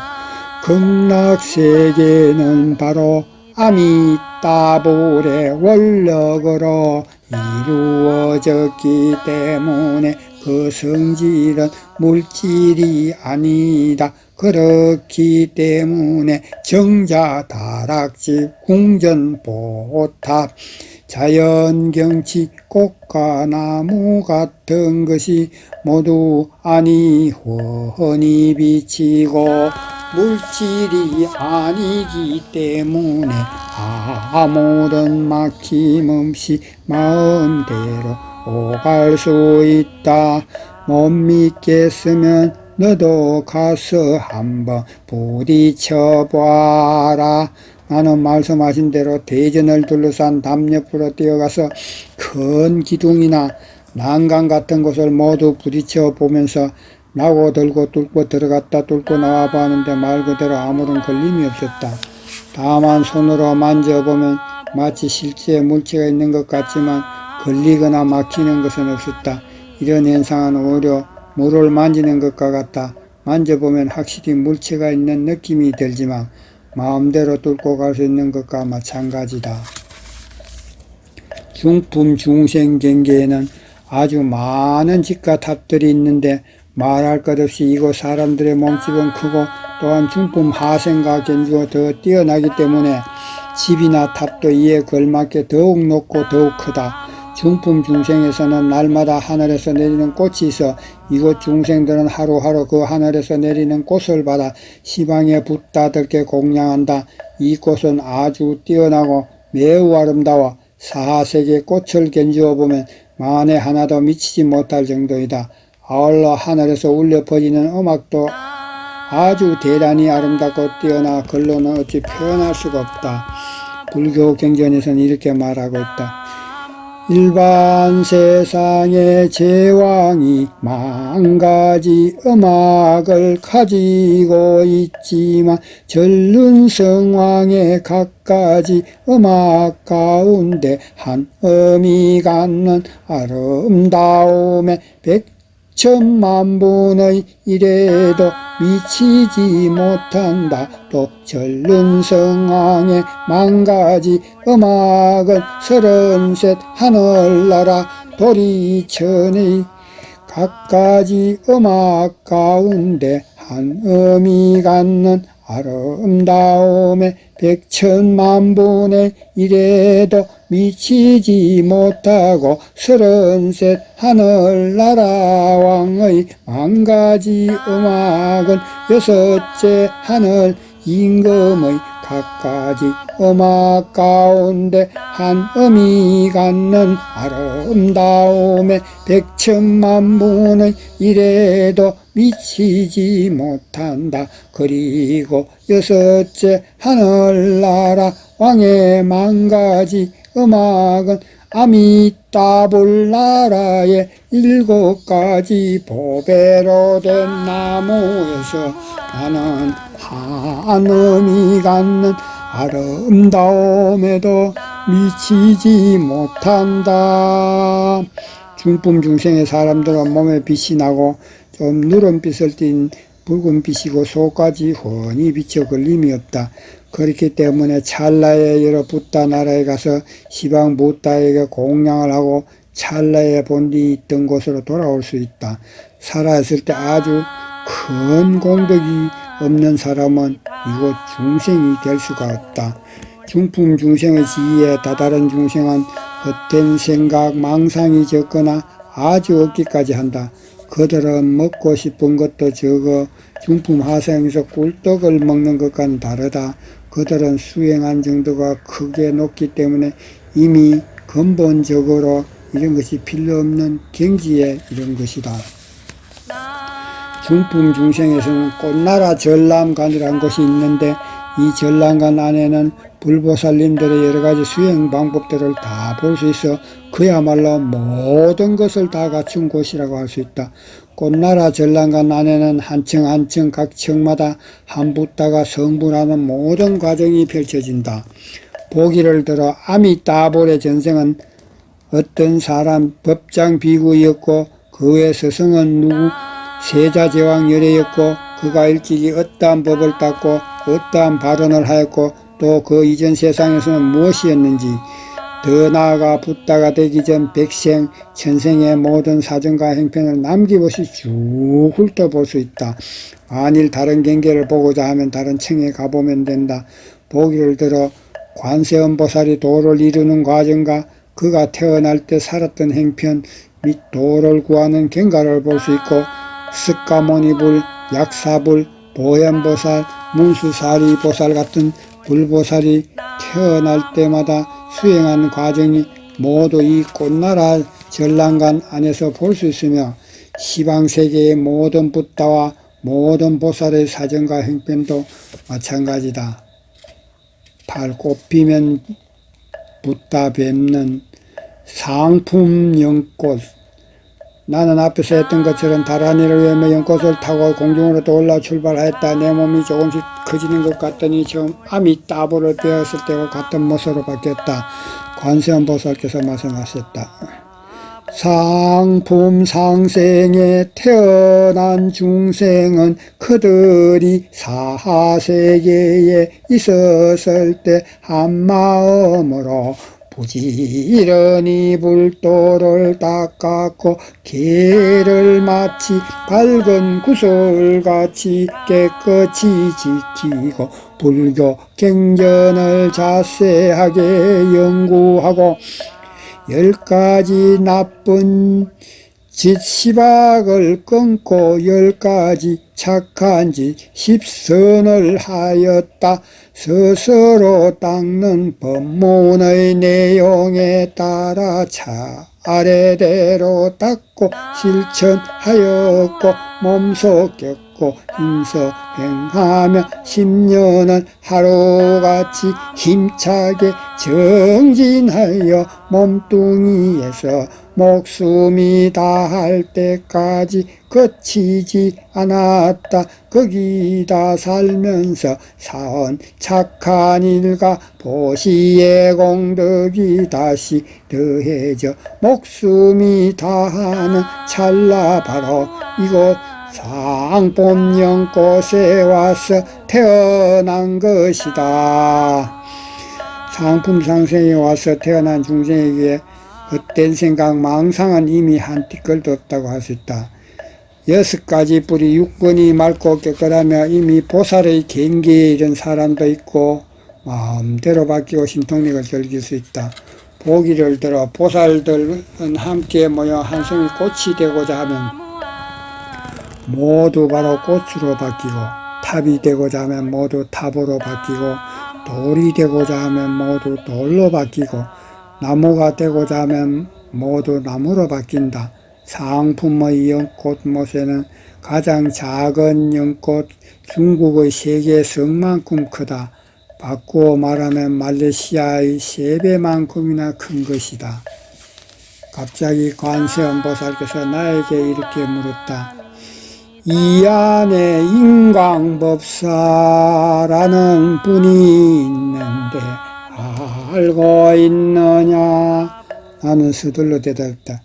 어디 계십니까? 그분의 높은 이름은 이미 오래전부터 알고 있었지만 아직 뵌 적은 없습니다.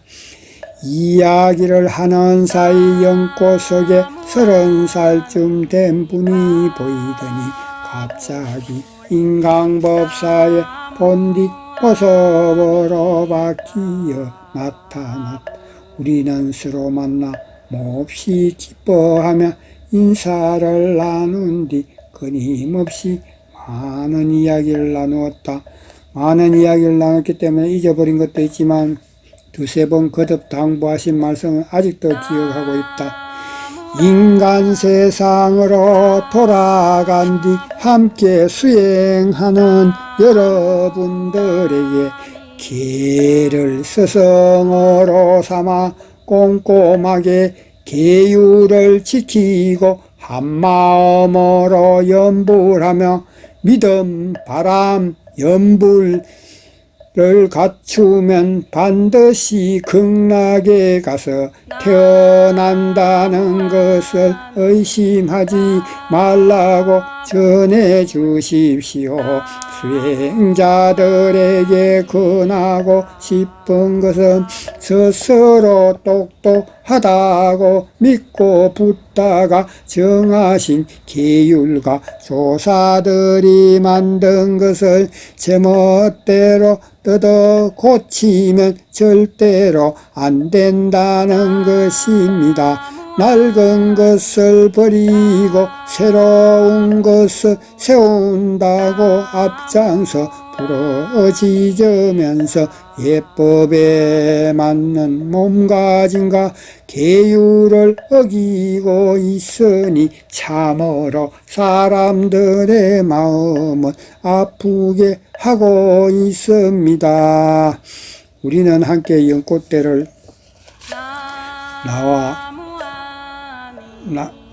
나를 큰 다락집으로 데리고 갔다. 지나가는 길에는 갖가지 신기한 새들이 금으로 된 가지와 옥으로 된 잎에서 노래하고 이에 어울려 하늘음악이 울리는 가운데 우아하고 아름다운 갖가지 연불 소리가 은은하게 들려왔다.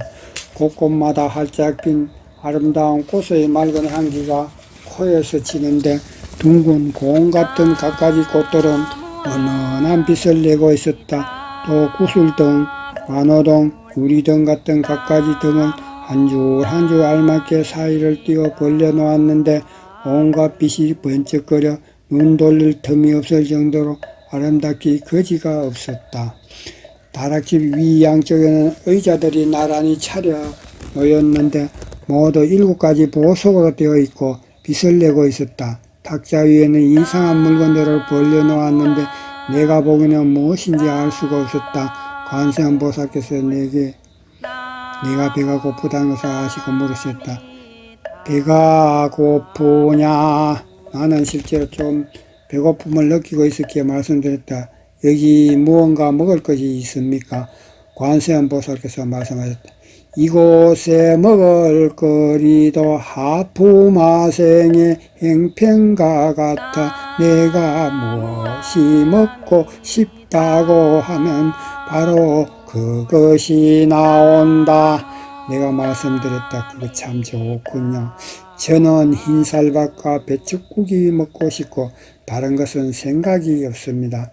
말이 떨어지자마자 쌀밥과 배추국이 모두 내 탁자 위에 놓여졌다.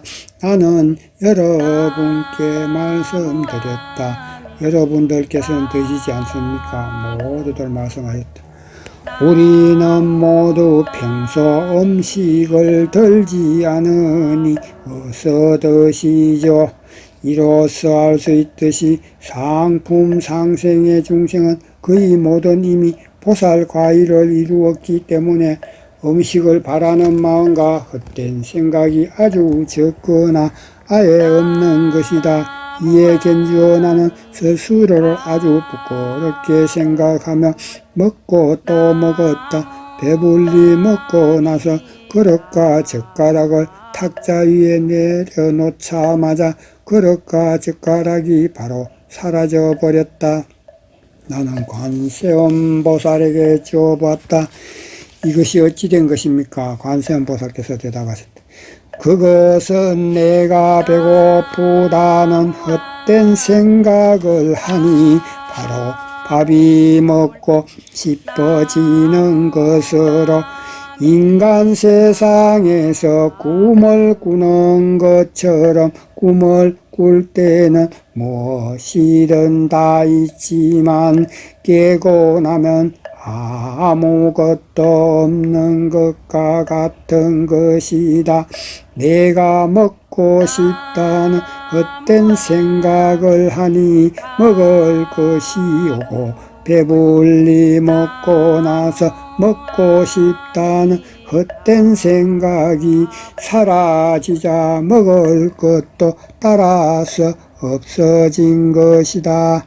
나는 계속 고개만 끄덕이며 그렇다고 하였다.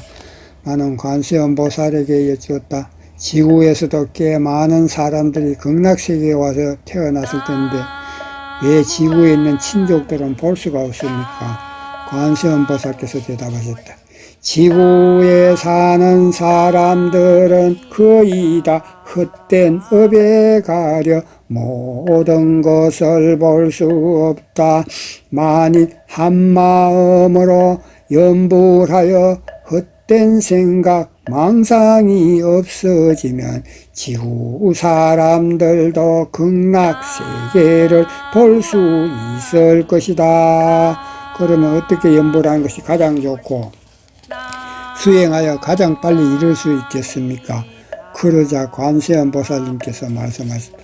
선과 정토를 함께 닦아 한마음으로 염불하고 염불하면서 참선하는 것을 정토선이라 한다. 저는 바로 그 수행법을 가르쳐 주실 것을 청하며 여쭈었다. 정토선을 어떻게 닦아야 할지 가르쳐 주십시오. 관세음보살께서 고개를 끄덕이시며 이렇게 가르쳐 주셨다. 사람들은 두 반으로 나누어 염불하되 A반이 아미따불을 두 번 염불하면 B반은 소리 없이 속으로 따라서 염불하며 듣고 이어서 B반이 아미따불을 두 번 염불하면 A반은 소리 없이 속으로 따라서 염불하며 듣는다. 이렇게 수행하면 힘들지 않고 또 염불이 끊어지지 않는다. 기라는 뿌리는 가장 영민하기 때문에 계속 들으면 귀 속에서 저절로 염불 소리가 나게 되는데 바로 마음이 염불하는 것이다. 마음과 염불하는 입이 하나가 되면 불성이 스스로 드러나게 되고 고요해지면 선정이 생기고 선정에 들어가면 지혜가 생기느니라. 관세음보살께서는 이어서 말씀하셨다. 시간이 많이 없으니 여기서 바로 너를 데리고 아미따불 큰 탑인 연꽃탑을 보러 가겠다. 다시 매체의 다락집과 탑의 뾰족한 윗부분이 몸 가까이 스쳐 지나갔다. 오래지 않아 눈앞에 더할 나위 없이 장관인 큰 탑이 하나 나타났는데 마치 중국의 골륜산처럼 높고 커서 몇 층이나 되는지 알 수 없었다. 적어도 몇만 층은 되어 보였다. 연꽃탑은 맨모로 되어 있는지 헤아릴 수 없었지만 탑은 모두 안이 훤히 들여다 보이는 모양이고 수만 가지 금빛을 내뿜고 있었다. 안에서는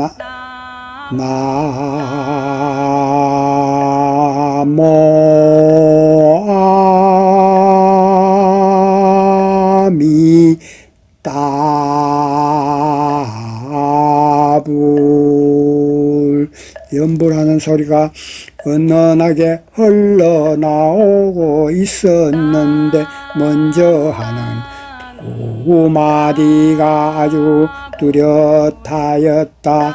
처음 첫 마디는 아주 애타게 도움을 청하는 것 같고 둘째 마디는 곱고 낭낭하며 힘이 있어 아주 친근한 맛이 있었다.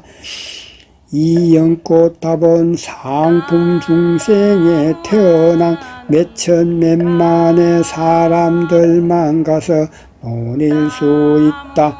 이 탑은 매우 커서 뭐라고 표현하기 어렵고 인간의 마음에 그려볼 수도 없는 것으로 어림잡아 몇천 몇만 개의 지구를 합한 만큼 커서 그 높이도 짐작조차 할 수 없다.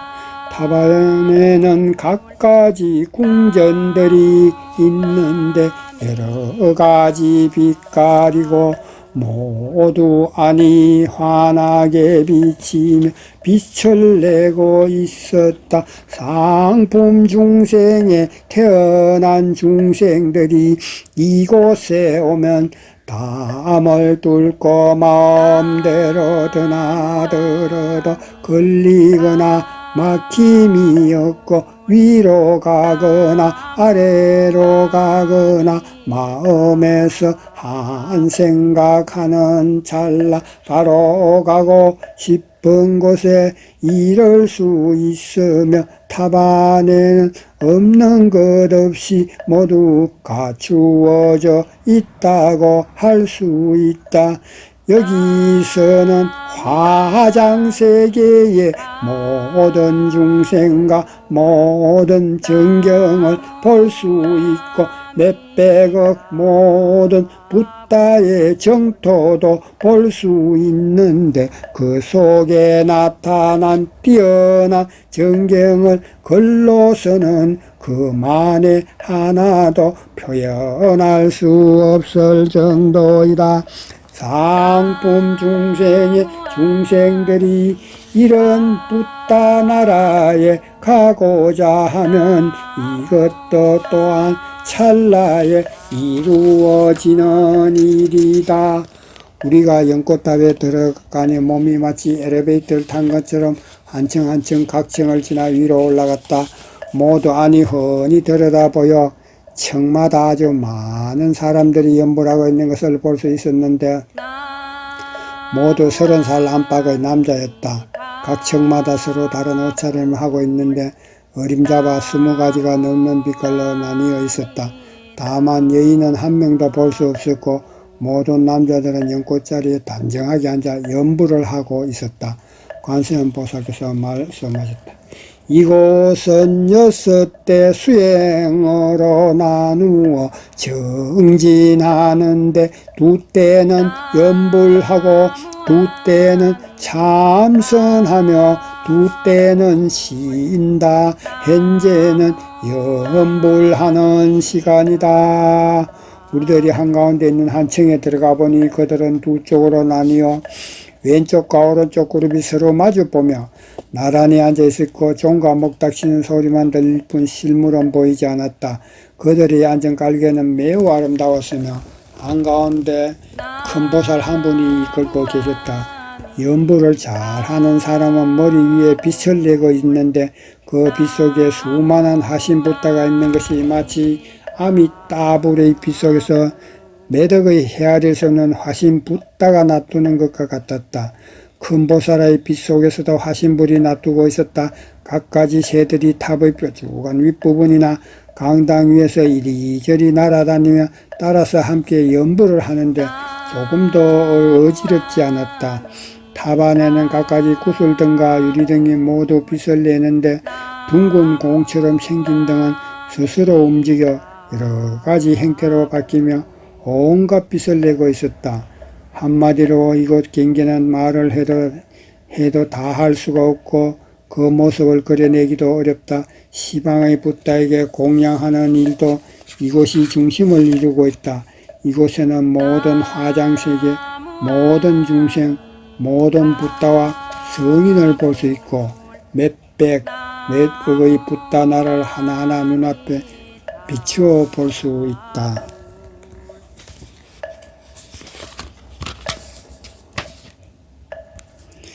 구 아미따불의 가르침. 구품 연꽃을 다 돌아본 뒤 우리는 다시 아미따불 앞으로 돌아왔다. 나는 아미따불 앞에 거꾸로 앉아 3번 절을 올리고 간절하고 정성스러운 마음으로 나를 위해 가르침을 내려주시길 청하였다. 엮고 아미따불께서 금빛 입으로 한마디 한마디 꼼꼼하게 가르침을 내려주셨다.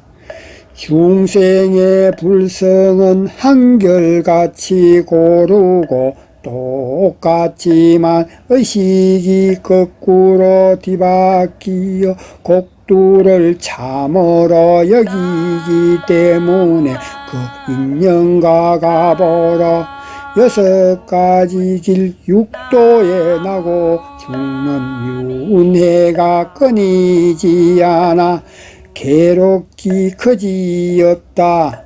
48가지 48원에는 중생을 제도하겠다는 다짐이 있으니 남자나 여자나 늙은이나 젊은이나 믿음 바람 연부를 통해 한마음 흐트러지지 않게 하는 것 일심불란이 곧 정토선이며 이것이 바로 십념이라는 10번 연불하는 것이로 극락에 와서 태어나는 왕생을 결정한다. 나는 다시 무릎을 꿇고 절에 올리며 아미따불께서 가르침을 계속해 주시길 빌었다. 아미따불께서는 다시 가르침을 내려주셨다. 첫째, 너와 사화세계에 연줄이 있으니 수많은 전생의 부모, 형제, 누이벗들을 제도하고 계를 서성으로 삼고 사람들에게 정토선을 배워 익히고 선과 정토를 함께 닦도록 가르쳐라. 둘째, 유교, 도교, 불교의 기독교, 이슬람교 같은 여러 종교계가 서로 돕고 서로 북돋아 주어야지 서로 비웃고 헐뜯어서는 안 된다. 보기를 들어 말하면 나는 바르고 너는 삿대다. 나는 옳은 길이고 너는 막이다. 나는 높고 너는 낮다. 나는 훌륭하고 너는 상스럽다며 한쪽에 모자라는 면만 잡아내 비웃고 헐뜯는 것을 거치지 않으면 죄다 함께 없어지게 되니 참으로 그렇게 해서는 안 된다. 불문은 넓고 커서 84,000법문이 있다. 가르침이 모두 참되기 때문에 수행자들은 삿된 것을 바르게 할 수 있고 마귀를 바른 길로 바꿀 수 있고 작은 것을 큰 것으로 돌릴 수 있다. 반드시 서로 돕고 서로 사랑하여 삿된 것을 바로잡고 올바른 것을 받드는 것이 바로 붓다의 지혜를 올바로 이어받는 바른 맥 정종이다. 10. 인간 세상에 돌아오다. 지센산, 구선산, 미륵동굴.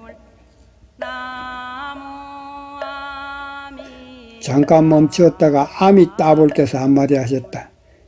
되었다. 너는 이제 바로 돌아가도록 하여라. 나는 감사의 절을 걷어올리고 또 올렸다. 돌아오는 길을 달리고 또 달리는데 발밑에는 지난번과 마찬가지로 2송이 연꽃이 날고 있었다. 남천문은 보이지 않고 곧바로 중천 나안의 다락집으로 돌아와 내가 다란히 외우는 것을 멈추자 발 아래에 있던 연꽃이 사라졌다. 이번에도 사내아이가 맑은 물 한 잔을 주면서 마시게 했고 손님 맞이를 맡은 스님이 나에게 방 안에 들어가 쉬도록 하였다.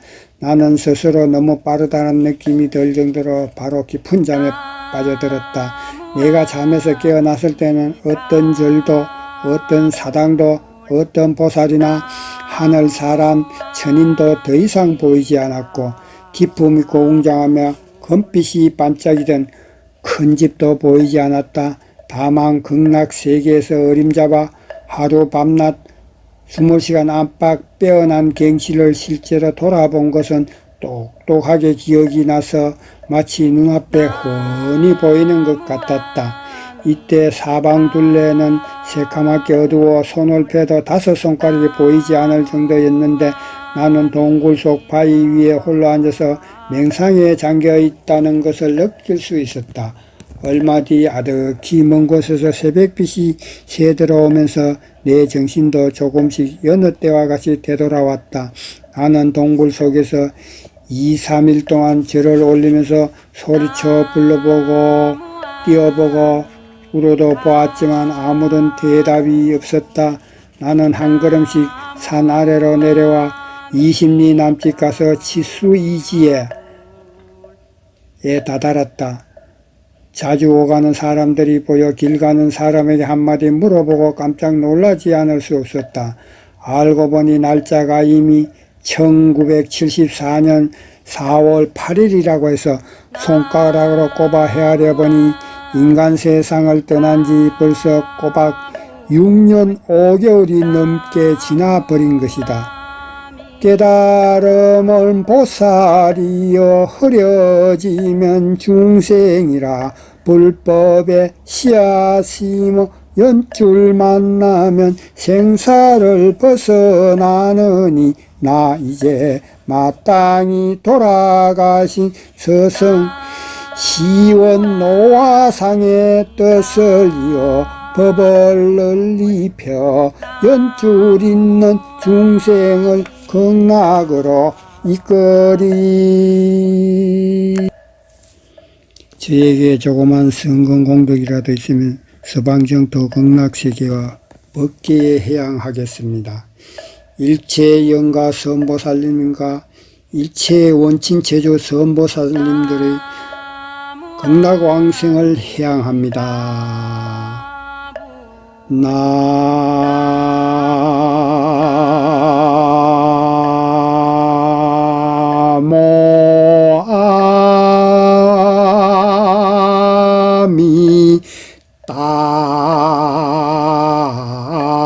아미타불 나모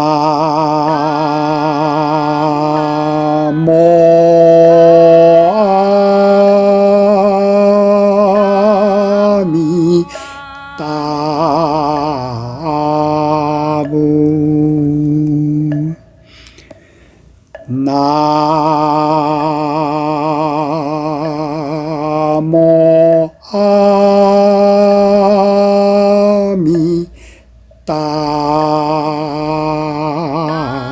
아미타불.